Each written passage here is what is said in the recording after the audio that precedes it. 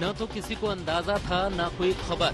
धरना स्थलों, खेतों और घरों में किसान अपने अपने कामों में व्यस्त थे कि अचानक वो खबर बिजली की तरह पूरे देश में दौड़ गई, जो सुनने के लिए किसान आंदोलनकारियों के कान साल भर से तरस रहे थे। 3 कृषि कानूनों को वापस लेने का, रिपील करने का निर्णय लिया है।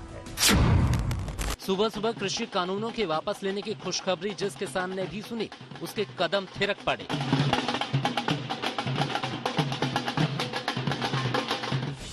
सिंघू बॉर्डर से लेकर गाजीपुर बॉर्डर, पंजाब, हरियाणा, दिल्ली, यूपी, हर जगह किसानों के जश्न का दौर शुरू हो गया। बॉर्डर पर डटे आंदोलनकारियों ने जलेबी मिठाई बांटी, वहीं भांगड़ा भी हुआ तो यूपी के खेतों में काम कर रहा किसान खेतों में ही झूमने लगा।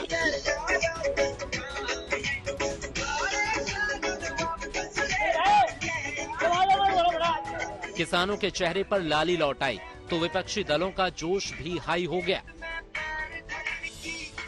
सत्ता पक्ष ने कहा किसानों को समझा नहीं पाया, तो विपक्ष ने कहा चिंता ही कहां थी।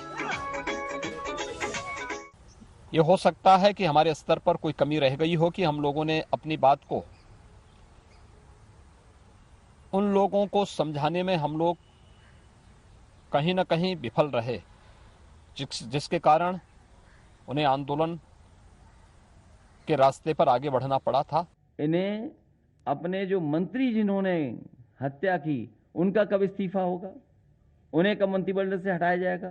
प्रधानमंत्री जी ने गुरु नानक देव जी के प्रकाश पर्व के अवसर पर इन तीनों कानूनों को रद्द करने, रिपील करने का जो निर्णय किया है वह निश्चित रूप से स्वागत योग्य है। आंदोलनजीवी, गुंडे, आतंकवादी, देशद्रोही, ये सब किसने कहा?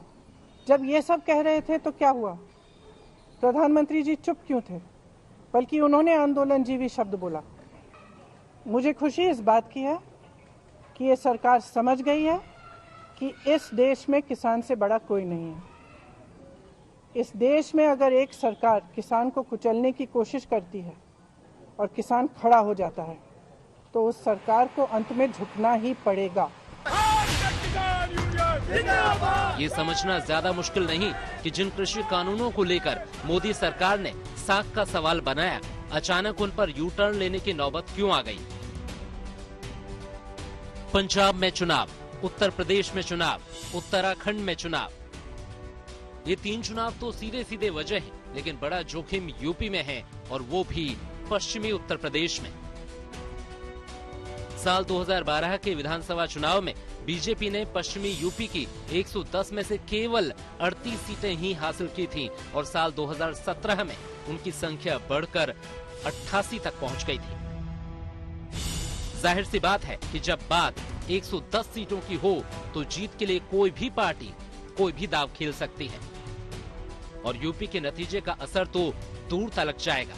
इसे संयोग कहें या प्रयोग कि तीनों कृषि कानून वापस लेने के साथ ही पीएम मोदी शाम को यूपी कूच कर गए, और आज और कल 2 दिन वो लखनऊ में हैं, जहां अमित शाह भी हैं, और यूपी में पार्टी के दूसरे नेता भी।